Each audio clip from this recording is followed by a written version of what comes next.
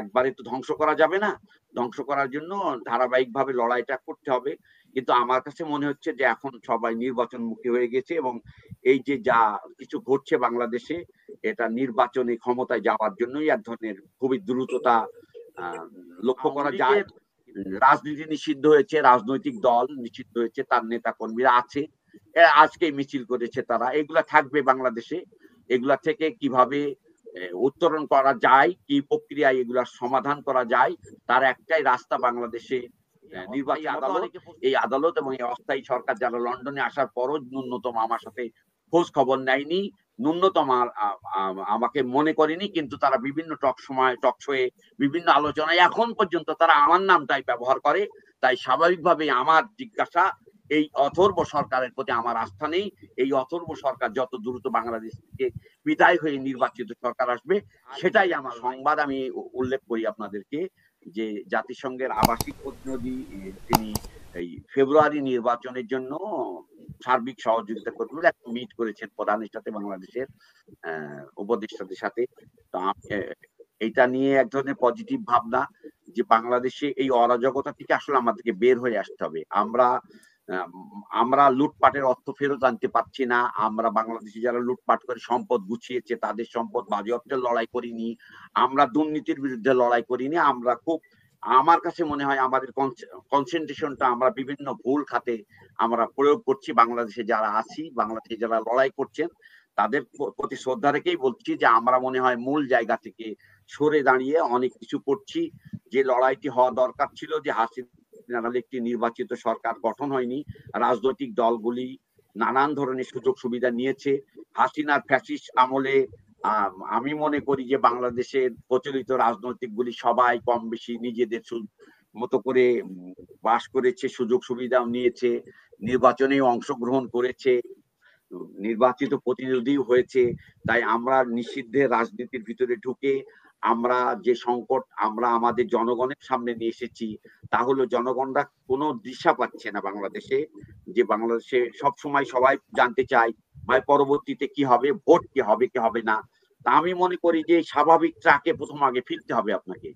আপনি যদি নির্বাচিত সরকারের হওয়ার পরে লড়াইটি, যে আমাদের দাবি, লুটপাটের বিরুদ্ধে লড়াই, আমাদের সম্পদ বাজেয়াপ্তের লড়াই, অপরাধীদেরকে আইনের কাঠগড়ায় দাঁড় করানোর লড়াই, সেই লড়াইটি আপনারা করবেন, অবশ্যই করেন। সেটা করার জন্য একটি নির্বাচিত সরকার আপনারা কিভাবে করবেন, নির্বাচিত সরকার দিয়ে আপনার রাষ্ট্রটাকে কিভাবে পুনর্গঠন করবেন, এটা যেমন ঠিক করতে হবে। জরুরি হয়ে দাঁড়িয়েছে যে বাংলাদেশের আইন শৃঙ্খলা, আজকে যেমন ধরেন একটা পাগলের মাজার পুড়িয়েছেন এবং তার কবর থেকে লাশ তুলে পুড়াচ্ছেন, এটা মানুষের ভিতরে রিপার্কেশন তৈরি হওয়া। আপনি যেভাবে এক সাইডে লড়াই করছেন, আর একদিকে আর একটা ঘটনা ঘটে যাচ্ছে বাংলাদেশে, যা বাংলাদেশের মানুষকে বিভ্রান্ত করছে। এটা আপনি বাংলাদেশের জায়গা থেকে দেখছেন, আমরা হয়তো বিদেশের জায়গা থেকে দেখছি। বিদেশে আমার বাংলাদেশের পুরো পরিবারটাই রয়ে গেছে। আমার কয়েকটা বোন আছে, ভাই আছে, একটা ভাই তিনি অসুস্থ দীর্ঘদিন ধরে আছেন। তা আমার আসলে অভিভাবক বলতে আমি হলাম, আমার পরিবারের অভিভাবক ছিলাম। আর শারীরিক কন্ডিশন আমার ঘুম থেকে ফেরার পর আমার যে এখান থেকে আমি এখন পর্যন্ত বের হতে পারি না।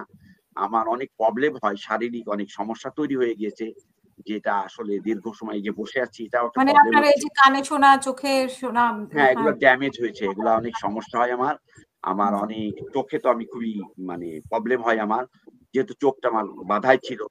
আর আজকে ধরেন এই যে এইসব বিষয়গুলো নিয়ে কথা বলার আগে আমি মনে করি যে বাংলাদেশে আপনারা যে নিষিদ্ধের লড়াই করছেন, এই লড়াইটা জারি রাখবেন। জাতীয় পার্টি রাজনীতি করতে পারবে কি পারবে না সেটা তো এখন পর্যন্ত আমি জানি না, নিষিদ্ধ হতেও পারে নাও পারে, এটা একটা বিষয়। তবে আওয়ামী লীগের যে বিশাল জনগোষ্ঠী আছে, সাধারণ মানুষ আছে, কিন্তু আওয়ামী লীগের সব মানুষ তো অপরাধী না। আওয়ামী লীগ রাজনৈতিক ভাবে ভোট করতে পারবে না, এটা নির্ধারিত হয়েছে কি। এটা যেমন তারা আমরা দেখলাম যে এরকম যারা ফেরারি, যারা কনভিক্টেড বা যারা অপরাধের সাথে সংগঠিত, তারা ভোট করতে পারবে না, নির্বাচনে অংশগ্রহণ করতে পারবে না। আস্তে আস্তে যতটুকু করা দরকার, এটা একবারে তো ধ্বংস করা যাবে না। ধ্বংস করার জন্য ধারাবাহিকভাবে লড়াইটা করতে হবে কিন্তু আমার কাছে মনে হচ্ছে যে এখন সবাই নির্বাচনমুখী হয়ে গেছে এবং এই যে যা কিছু ঘটছে বাংলাদেশে, এটা নির্বাচনী ক্ষমতায় যাওয়ার জন্যই এক ধরনের খুবই দ্রুততা আহ, লক্ষ্য করা যায়। কিন্তু বিচারের প্রশ্নে তো আর মানে কেউ তার কথা বলেন। এখন এই যে যারা ভিকটিম তারাই হয়তো কথা বলছে বিচার বা এগুলা লাগবে, এগুলা করা লাগবে। এগুলো আস্তে আস্তে ক্ষীণ হয়ে এসেছে বাংলাদেশের মাটিতে। তা আমি সেই জন্যই শঙ্কা প্রকাশ করি। তবে নির্বাচিত সরকার হওয়ার পরে হয়তো ইন্ডিভিজুয়ালি আমাদের লড়াই করতে হবে। সেখানে সংখ্যাগরিষ্ঠ মানুষ খুব নানানভাবে বিভক্ত হয়ে গিয়েছে বাংলাদেশে। আমার বক্তব্য একেবারে পরিষ্কার যে আমরা গুমের বিচার চাই, গুমের ক্ষতিপূরণও চাই। যে ধরেন এই ক্ষতিপূরণের জন্য যে আদালতে আশ্রয় নেব, সেই আদালতের বিচার প্রক্রিয়ায় যারা অংশগ্রহণ করবেন বা বিচার যারা করার জন্য চেষ্টা করবেন, এখানে মতাদর্শিক জায়গা রয়ে গিয়েছে। অনেক সমস্যা হয় বাংলাদেশে। তো কোর্টটা তো রাজনৈতিক দলের সেন্টার মনে হয় আমার কাছে। বিএনপি, আওয়ামী লীগ এরা ধরেন বেচা কিনা হয়ে যায়, এইরকমই আমার কাছে সবসময় মনে হয়েছে আর কি। এবং এই কারণে ভরসা হয়নি। আমার মনে হয় আপনাদের মনে আছে যে আমার মামলা লড়ার জন্য কোনো লয়ার না পাওয়ার পর সেটি অনেক কষ্ট করে জ্যোতির্ময় উনি মামলাটা ধরেছিলেন। তাও সেটা সেটা বিনিময় লেগেছে। এরকম না যে আমার মামলা কেউ ফ্রি করেছিল। ওই সময় ধরার লোক কোনো ছিল না। আমার ছেলে একেবারেই ইম্যাচিউর ছিল, আমার ছেলে একেবারেই ছোট তখন। আমার ছেলে কোথায় যাবে এটা নিয়ে চিন্তা করা। যাই হোক, সেই সময় শহীদুল আলমরা, জ্যোতির্ময় এরা মিলে আমার জ্যোতির্ময় মামলাটা করেছিল। পরে জ্যোতির্ময় আবার মামলাটা একসময় এসে ড্রপও করে দিয়েছিল আমার সাথে, আমার সামর্থ্যের প্রবলেমের কারণে। এগুলা দেখা দিয়েছিল, যে কারণে আমি আস্থা পাই না।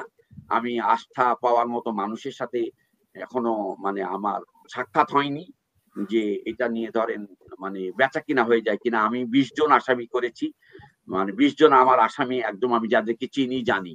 এটা এর মধ্যে ভাইটাল যারা আছে এখানে, যেমন জনপ্রশাসন মন্ত্রী বাংলাদেশের, সে সরাসরি জড়িত ছিল, শেখর জড়িত ছিল, আরো ওই যে অসীম কুমার উকিল, অপু উকিল সহ আরো যারা আছে, নূর আলী ছিল, এগুলো সবাই জড়িত। কিন্তু এগুলোর বিরুদ্ধে আমি কথা বলেছি এবং এদের বিরুদ্ধে আমার অভিযোগ, এটা মামলায় রূপান্তরিত করার জন্য আমি অবশ্যই সব মানুষের সহযোগিতা চাইবো এবং এই লড়াইটা অবশ্যই আমাকেই করতে হবে। এটাই আমি মনে করি যে এই একটা গুম ভিকটিম যখন হয়, এই পরিবারটা ধ্বংস হয়ে যায়। আপনাদের কাছে আমার একটা দাবি যে বাংলাদেশের স্বাভাবিক পরিস্থিতি ফেরত আনার জন্য আপনারা আরেকটু ধৈর্যশীল হলে ভালো হয়। কেননা আমরা যে সংকটের মধ্যে দিয়ে যাচ্ছি, মানে একই তো এখানে ধরেন মানে আওয়ামী লীগকে আমরা যত ছোট মনে করি, খারাপ দল মনে করি, নোংরা দল মনে করি, আমি মনে করি শেখ হাসিনা আর কোনোদিন তার জীবদ্দশায় বাংলাদেশের মাটিতে পা দেবে না। এটা হলো আমার একদম ফাইনাল ডিসিশন এবং সেটাই আমি মনে করি এবং সেটার প্রতি আস্থা রাখি। এবং আওয়ামী লীগের রাজনীতি নিষিদ্ধ হয়েছে, রাজনৈতিক দল নিষিদ্ধ হয়েছে, তার নেতা কর্মীরা আছে, আজকে মিছিল করেছে তারা। এগুলা থাকবে বাংলাদেশে। এগুলা থেকে কিভাবে উত্তরণ করা যায়, কি প্রক্রিয়ায় এগুলার সমাধান করা যায়, তার একটাই রাস্তা বাংলাদেশে নির্বাচন হবে। অনেকে প্রশ্ন করে যে নির্বাচনটা শেখ হাসিনার মতো হবে, কেননা আওয়ামী লীগ তো থাকতে পারছে না। তাতে না থাকুক, একটা নির্বাচনের ধারাবাহিকতা আওয়ামী লীগের মতো একটা ফ্যাসিস্ট দল থেকে নির্বাচন করার মতো মানুষ এই মুহূর্তে নাই। আমার দাবি, আমার বিশ্বাস, আমি মনে করি যে আগামী যে সরকার, তাদের কাছেই আমার মূল মানে আমি বিচারের লড়াইটা লড়তে চাই তাদের আদালতে। কেননা এই যে অস্থায়ী আদালত, এই আদালত এবং এই অস্থায়ী সরকার যারা লন্ডনে আসার পরও ন্যূনতম আমার সাথে খোঁজ খবর নেয়নি, ন্যূনতম আমাকে মনে করেনি, কিন্তু তারা বিভিন্ন টক শোয়ে বিভিন্ন আলোচনায় এখন পর্যন্ত তারা আমার নামটাই ব্যবহার করে। তাই স্বাভাবিকভাবে আমার জিজ্ঞাসা, এই অথর্ব সরকারের প্রতি আমার আস্থা নেই। এই অথর্ব সরকার যত দ্রুত বাংলাদেশ থেকে বিদায় হয়ে নির্বাচিত সরকার আসবে, সেটাই আমার লাইন। সবাইকে আমার ধন্যবাদ।